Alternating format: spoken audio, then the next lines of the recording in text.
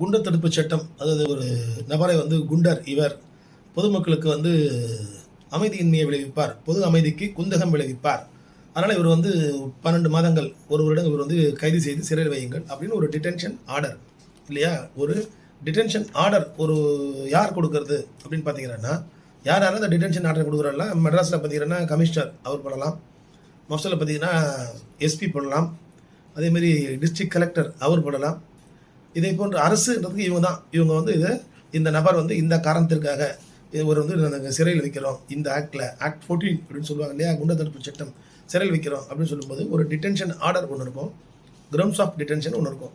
இந்த நபரை எதற்காக சிறையிலே வைப்பது என்பதற்கான காரணங்கள், அந்த காரணங்கள் வந்து தனியாக கிரவுண்ட்ஸ் அப்படின்னு இருக்கும், அந்த காரணங்களுக்குன்னு தனியாக ஒரு இது. அதே மாதிரி டிடென்ஷன் ஆர்டர் ஒன்று இருக்கும், இந்த நபரை வந்து இந்த சிறையில் இத்தனை நாட்கள் இவரை வந்து இவரோட அடையாளம் இது இவர் வந்து பூட்லெகரு, அந்த 8 பேர் சொல்லியிருக்காங்க, 8 பிரிவு 8 வகையான குற்றச்செயலில் ஈடுபடுவர்களை அந்த குண்டர் தடுப்பு சட்டத்தில் சிறையில் வைக்கலாம் என்பதை வந்து அவர் சொல்லணும், அந்த டிடென்ஷன் ஆர்டரில் சொல்லி தான் வந்து உள்ளே வைப்பாங்க. ரைட்டு, இதுதான் வந்து குண்டர் தடுப்பு சட்டத்தில் ஒரு detention order and grounds of detention ரெண்டுத்தையுமே வந்து பாஸ் பண்ணி அவரை கைது செய்வார்கள். சரி, ரைட்டு. இதில் மிக முக்கியமான விஷயம் என்ன பார்த்தீங்கன்னா, இதில் டிஃபரன்ஸ் இருக்குது பார்த்தீங்கன்னா, அந்த குண்டர் தடுப்பு சட்டத்தில் பார்த்தீங்கன்னா 5 நாளுக்குள் வந்து அந்த டிடென்ஷன் ஆர்டர், அவர் குண்டர் அப்படின்னு சொல்லிட்டு அவர் வந்து ஒரு டிடென்ஷன் ஆர்டர் கூட ஜெயிலில் வைக்கிறாங்க இல்லையா, 5 நாட்களுக்குள் அந்த டிடென்ஷன் ஆர்டர் அவருக்கு சர்வ் பண்ணணும், அந்த கிரவுண்ட்ஸ் ஆஃப் டிடென்ஷனை அவருக்கு சர்வ் பண்ணணும்.